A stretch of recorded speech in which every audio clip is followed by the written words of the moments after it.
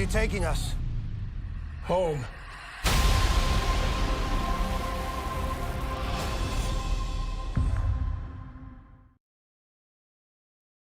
The second season of Star Trek Picard has the aging spacefarer teaming with his friends from the first season and going on an adventure into the past. After Q returns, changing a key moment of the past, the galaxy is changed.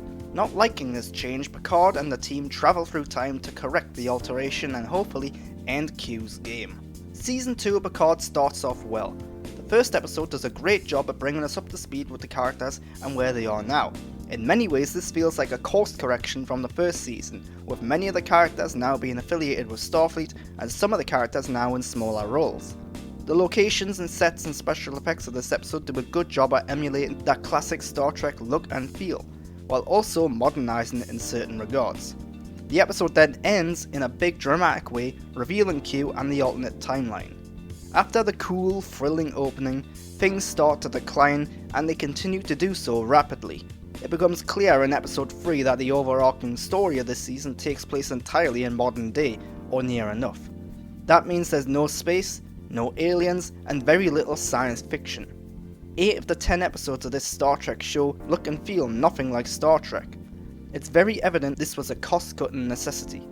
After all, it's cheaper to set events in real-world locations in modern day than it is to build science fiction futuristic sets and locations with additional special effects on top of that.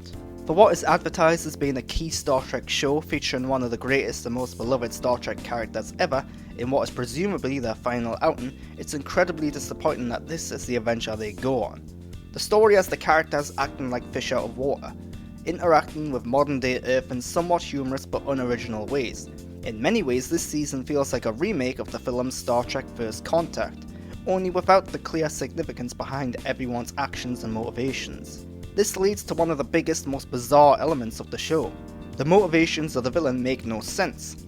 Q establishes an alternate timeline for Picard and the crew, but to his surprise they go back in time to change the events back.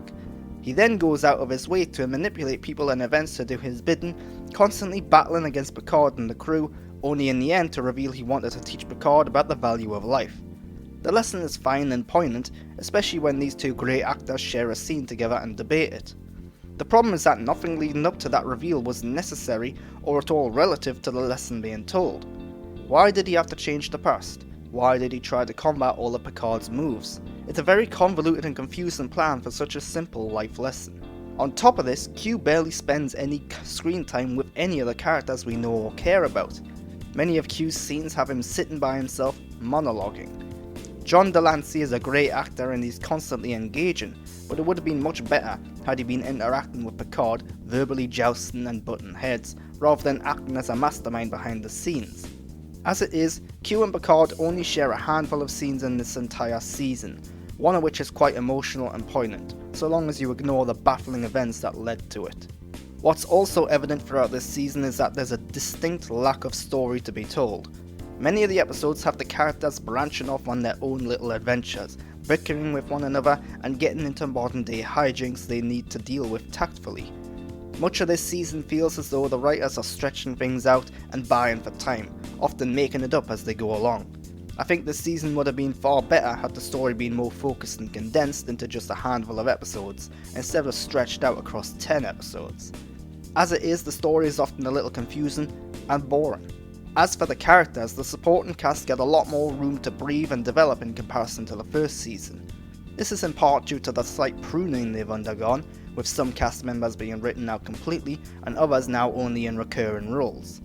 The characters that do linger now have much more personality and depth, with Rios and Girardi having the best material. While this works well to make the characters more interesting and likeable, it doesn't help when the things they're doing feel so unnecessary and unwanted. Picard, as played by Patrick Stewart, is given the meatiest of the content as you might expect. Although there's a recurring backstory element regarding his mother and his home in France, that doesn't always feel relevant to the other events going on. It's also somewhat contradictory of past depictions of Picard's mother in Star Trek. However, this gives Patrick much more to contend with, allowing the actor to flex his muscles a little bit more.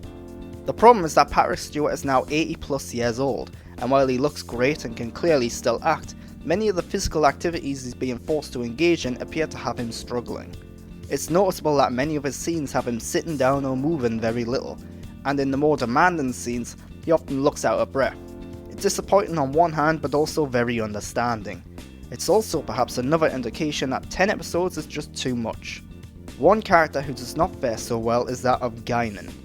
One of the big promotional elements of this season was the return of Whoopi Goldberg as Guinan. It's a big deal. However, Whoopi Goldberg only appears for a brief couple of scenes before being recast as a younger woman, who neither looks nor acts like Whoopi Goldberg. It's made clear that this is a younger Guinan in a very different place in her life, and while there's nothing especially wrong with the actor or the performance, it does feel a tad insulting to Star Trek fans to depict this beloved character in such an aggressive, opposing way. Season 2 of Picard does not look or feel like a Star Trek show. In many ways it seems as though the pandemic and the budget were big hindrances on what this season could have been. It's very disappointing that 80% of this Star Trek show is set in modern day, repeating age-old storylines with little logic. As a final outing for Patrick Stewart's Picard, this is a very dissatisfying one. If you ignore the Star Trek name and brand and characters, there is some decent action, the acting is good, and the themes are strong. It's just a shame that the story is a bit of a mess.